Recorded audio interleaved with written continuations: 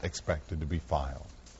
A pastor is one of the most trusted people at a church, providing spiritual guidance to its members. In Smyrna, one woman says her pastor guided himself to her pain pills, and she has video to prove it. News Channel 5's Chris Cannon looks at the fallout from her undercover operation. Chris?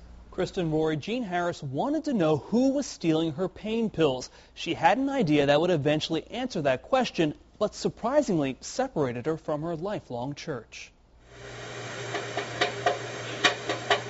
Ricky Reed came knocking on the door, but police say this was no social call. You can see him pull out some sort of tool, possibly a credit card, and try to use that for opening up the door mechanism. Detectives think Reed came here to steal pain pills. Lortabs had mysteriously disappeared from this kitchen 3 times before, and Jean Harris had suspicions her pastor was the perpetrator. I set up a camera, and I'd come home every night and watch it for 2 hours. And on July the 4th, he was on there. The 55-year-old pastor she had known for 2 decades allegedly trying to break into her home. Harris couldn't believe it. Felt like he'd been kicked in the stomach.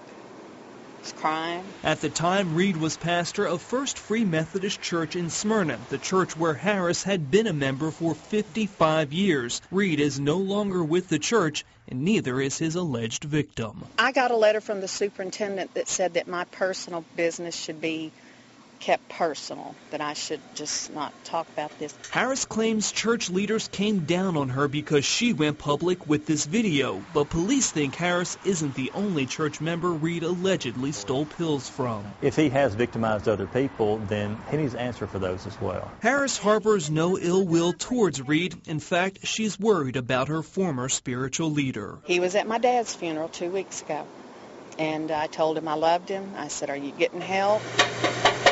Reed assured Harris he was getting help for the problem that had him knocking on her door.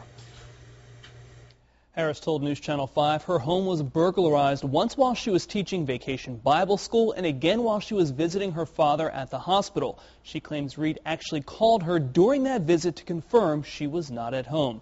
The former pastor has since bonded out of jail. Rory?